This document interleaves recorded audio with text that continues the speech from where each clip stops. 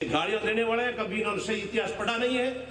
इतिहास किसने लिखा? जो तलवार की मूठ भी नहीं पकड़ना सकता वो लिख रहे हैं इतिहास। इसलिए मैं कहता हूं कि जो पुरोहितों ने हमारे ख्याति दी है उसको बढ़ाए रखने के लिए रात दिन हमारे को एक करके मेहनत करके हमारे पुरोहितों ने कोई ऐसा नाम की चीजें इकट्ठी की थी क्या?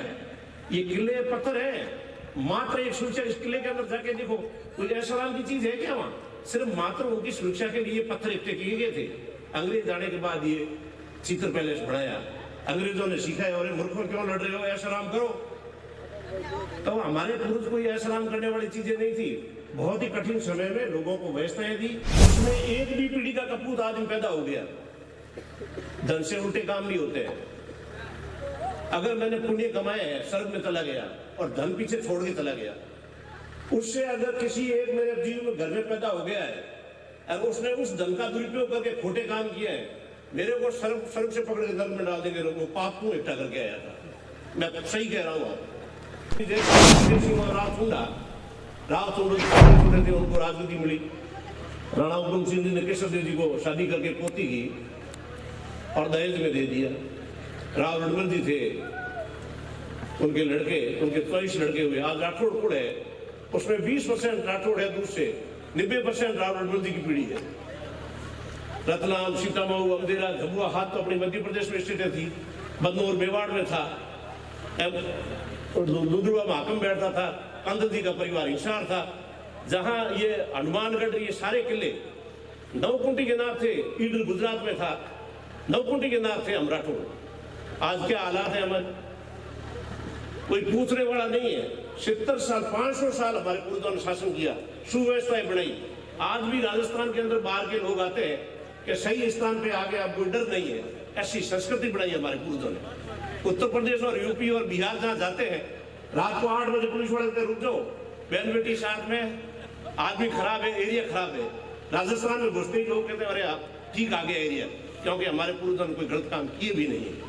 जो ये गाड़ियां देने वाले हैं, कभी इन्होंने सही इतिहास पढ़ा नहीं है। इतिहास किसने लिखा? जो तलवार की मूठ भी नहीं पकड़ना सकता वो लिख रहे हैं इतिहास। इसलिए मैं कहता हूं कि जो पूर्वजों ने हमारे ख्याति दी है उसको बढ़ाए रखने के लिए रात दिन हमारे को एक करके मेहनत करके उन्होंने जो किया है वो जिंदा रखना है।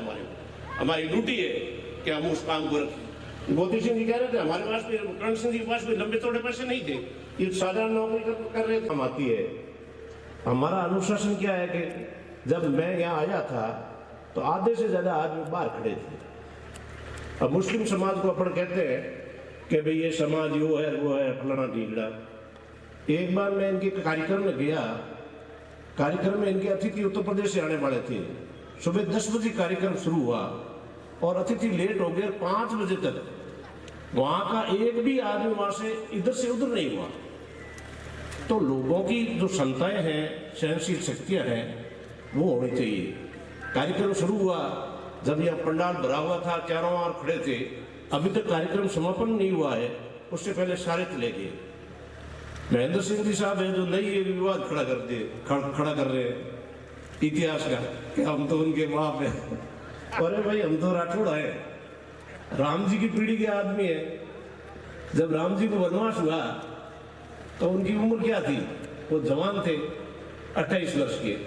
धर्मपत्नी थी वो 25 वर्ष की। तो एक भाई ने सोचा कि ये जंगल में जा रहे हैं तो इनके साथ तो जाना पड़ेगा। तो लक्ष्मण जी उनके साथ गए। उनको वनवास थोड़ा ही हुआ कि भाई भाभी साथ में, औरत है तो साथ में जाना चाहिए। जिस भाई के लिए राजगद्दी मांगी, दूसरे भाई ने क्या किया? उस राजगद्दी का त्याग करके खड़ा रख दिया। हम तो वो समाज के आदमी अपन राठौड़ पड़ गए कि भाइयों के लिए त्याग करने वाले आदमी है, तो विवाद कहाँ है हमारे? हमारी पीढ़ी छोटे छोटे नाम थे। शिव जी के हुए आस्तान जी, धूड़ जी, रायपाल, कन्नापाल, जनानसी, साडा, तीडा और सड़का। 8 पीढ़ी तक हम रहे सिवान और पाली के बीच में। यहाँ के लोगों के हमारे पूर्वजों ने भाषा नहीं सिखाई। सारी चीजें इनकी सीखी, लेकिन उनको अपनी भाषा नहीं। वो बात करते थे अपनी भाषा में, लोगों की भाषा सीखते थे।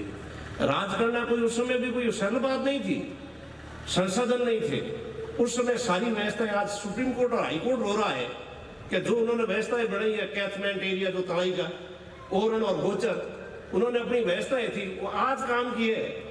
तो कोई वो ऐसे ही कर रहे थे क्या शासन? आज ये युग है, उसको नष्ट कर रहा है वो संसाधन है उनको, जबकि उन्होंने उस हमारे पूर्वजों ने कोई ऐसा नाम की चीजें इकट्ठी की थी क्या?